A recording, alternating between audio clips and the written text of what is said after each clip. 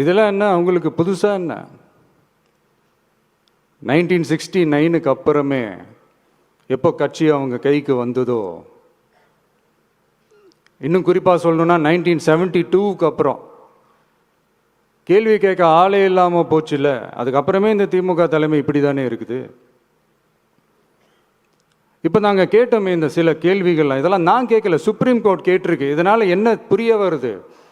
இந்த கவர்மெண்ட் நடத்துகிற அந்த விசாரணை மேலே சந்தேகம் ஏற்படுதுன்னா அதுக்கு என்ன அர்த்தம்? உங்கள் மேலே நம்பிக்கை இல்லைன்னு அர்த்தம்.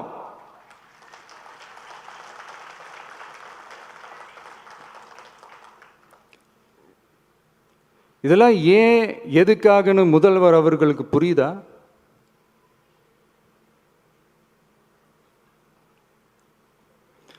சுப்ரீம் கோர்ட் சொன்னதோட மட்டும் இல்லை, நிஜத்திலும் இன்னைக்கு மக்களுக்கு இந்த கவர்மெண்ட் மேலே இருக்கிற நம்பிக்கை மொத்தமாக மண்ணுக்குள் புதைந்து விட்டது.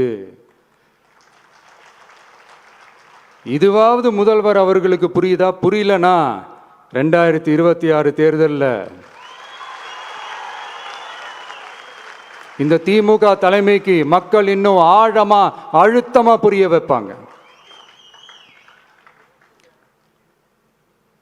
அப்ப கூட இவங்க என்ன பண்ணுவாங்க தெரியும்ல, 5 வருஷத்துக்கு ஒரு வாட்டி பழக்க தோஷத்தில் ஒரு அறிக்கை ஒன்று வெளியிடுவாங்களே, மக்கள் தீர்ப்புக்கு தலை வணங்குகிறோம் அப்படின்ட்டு அந்த அறிக்கையை வெளியிட்டுட்டு இப்போ அறிவாலயத்தில் போய் ஓடி ஒளிஞ்சுப்பாங்க.